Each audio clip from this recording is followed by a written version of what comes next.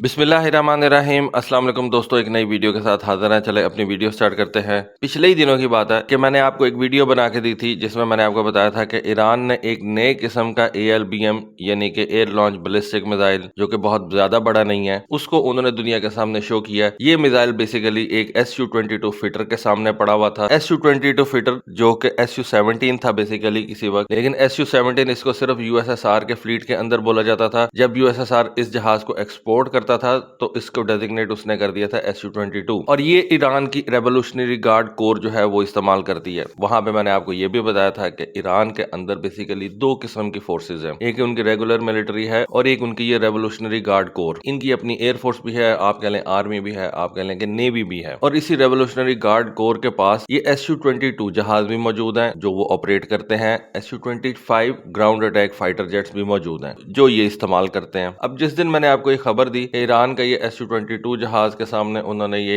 नया ALBM रखा हुआ एयर लॉन्च बैलिस्टिक मिसाइल, उसके कुछ ही दिन के अंदर एक खबर आ गई कि ईरान का एक SU-22 जहाज जो है वो गिर के तबाह हो गया। तो मैंने सोचा कि आपको इस ईरान के SU-22 जहाज के ऊपर थोड़ी इंफॉर्मेशन दी जाए। बेसिकली ईरान की ये जो रेवोल्यूशनरी गार्ड कोर है ये ज्यादातर ड्रोन्स इस्तेमाल करती है और इसका जो मेन काम है वो ओवरसीज ऑपरेशंस का है, जहां इस रेवोल्यूशनरी गार्ड कोर ने 2010 के अंदर इराक और सीरिया की गवर्नमेंट को भी मदद फराहम की थी। और ये जो रेवोल्यूशनरी गार्ड कोर है इसके पास मुख्तलिफ किस्म के और जदीद किस्म के ड्रोन्स भी हैं, जैसा कि ये शहीद 191 ड्रोन है। और उसके अलावा मैंने आपको बताया कि ये SU-22 स्ट्राइक फाइटर्स भी इस्तेमाल करते हैं, SU-25 ground attack fighter jets भी इस्तेमाल करते हैं। अब ये जो SU-22 फाइटर जेट्स हैं ये बेसिकली USSR इस्तेमाल करता था। न सिर्फ USSR बल्कि वार्सो पैक्ट की जितनी भी कंट्रीज थी वो इस SU-22 जहाज को इस्तेमाल करती थी। USSR के अंदर इस जहाज को SU-17 बोला जाता था और बाकी कंट्रीज के अंदर इसी जहाज को SU-22 बोला जाता था। डेफिनेटली कुछ हल्की फुल्की मॉडिफिकेशन जरूर थी जो कि USSR उस वक्त करके तो इस जहाज को एक्सपोर्ट करता था, लेकिन ये जहाज उस वक्त वार्सो पैक्ट की कंट्रीज हंड्रेड्स ऑफ नंबर्स में जो है वो इस्तेमाल करती थी। और फिर जब USSR टूटा, सोवियत ब्लॉक खत्म हो गया, तो उसके बाद इस जहाज की मैस रिटायरमेंट हुई। तकरीबन हर कंट्री ने इसको जो है वो रिटायर करना शुरू कर दिया। ईरान के इर्द गिर्द जितनी भी ये सोवियत कंट्रीज थी उनके पास ये जहाज मौजूद थे, उन्होंने इन जहाजों को रिटायर करना शुरू कर दिया, जिनके अंदर इराक, सीरिया और इवन अफगानिस्तान और यमन भी शामिल थे। ये SU-22 जहाज पाकिस्तान एयरफोर्स के F-16 जहाजों ने भी मार गिराया हुआ है एक AIM-9 साइड वाइंडर मिसाइल के जरिए से। PAF के F-16 ने ये जो SU-22 जहाज गिराया था ये बेसिकली अफगानिस्तान एयरफोर्स का था।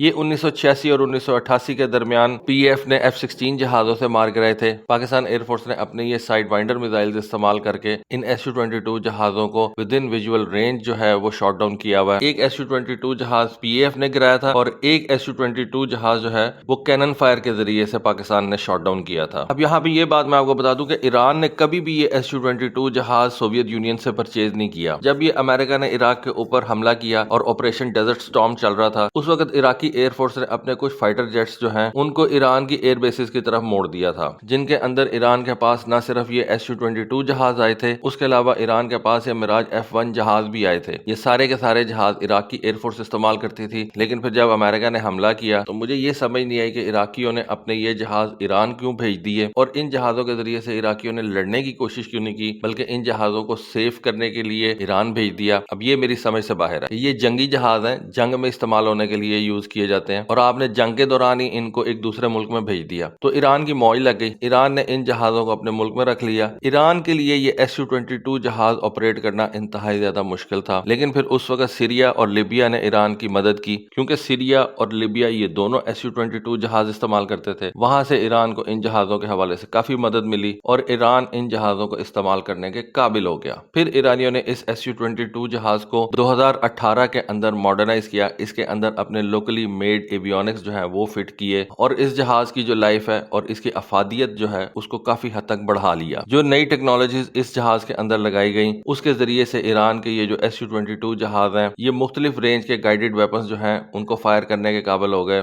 मुख्तलिफ किस्म के एयर लॉन्च क्रूज मिसाइल को फायर करने के काबिल हो गए। और अब जैसा कि मैंने आपको बताया एक पिछली वीडियो के अंदर कि ये SU-22 जहाज एयर लॉन्च बैलिस्टिक मिसाइल भी फायर कर सकते हैं। तो ये सारा कुछ जो है वो ईरान ने अपनी मदद से खुद किया है और अपने मुल्क में इस SU-22 जहाज को अपग्रेड करके इसको इस काबिल बनाया कि ये मुख्तलिफ किस्म के वेपन न सिर्फ उठा के लेके जा सके बल्कि उनको फायर भी कर सके। उसके अलावा यहाँ तक बताया जाता है कि चूंकि ये जो SU-22 जहाज हैं ये ईरान के अंदर ईरान की रेवोल्यूशनरी गार्ड कोर जिसको पासदारान ईरान भी कहते हैं वो استعمال کرتے ہیں اور پاسداران کے پاس ایک ڈرونز کی بہت بڑی تعداد بھی موجود ہے، تو یہ Su-22 جہاز ڈرونز کے ساتھ ڈیٹا شیئر بھی کر سکتے ہیں، ان کو مڈ فلائٹ سٹیئر بھی کر سکتے ہیں، لیکن اس چیز کی کوئی کنفرمیشن نہیں ہے، لیکن ایران کی طرف سے اس طرح کی باتیں وہ سامنے آتی رہتی ہیں۔ یہ تو بات ہے کہ جب اس Su-17 جہاز کو USSR کے اندر تیار کیا گیا تھا، اس وقت اس جہاز کا مین مقصد پریسیژن سٹرائکس کا تھا، اور یہ سوویت یونین 1970 تک جہاز جو ہے وہ اپنے اندر انڈکٹ کرتا چلا گیا۔ بہت سی کنٹریز جو اس وقت سوویت یونین کی الائز تھیں، ان کو سوویت یونین نے یہ جہاز پرووائڈ کیا، جن کے اندر ویتنام بھی تھا، پولینڈ بھی تھا۔ پولینڈ تو میرا خیال ہے ابھی کچھ عرصہ پہلے تک یہ جہاز استعمال کرتا رہا، لیکن اب پولینڈ اور ویتنام دونوں نے اس جہاز کو ریٹائر کر دیا۔ تو ایران کے یہ جو Su-22 جہاز ہیں، یہ میرا خیال ہے کہ اس ٹائپ کے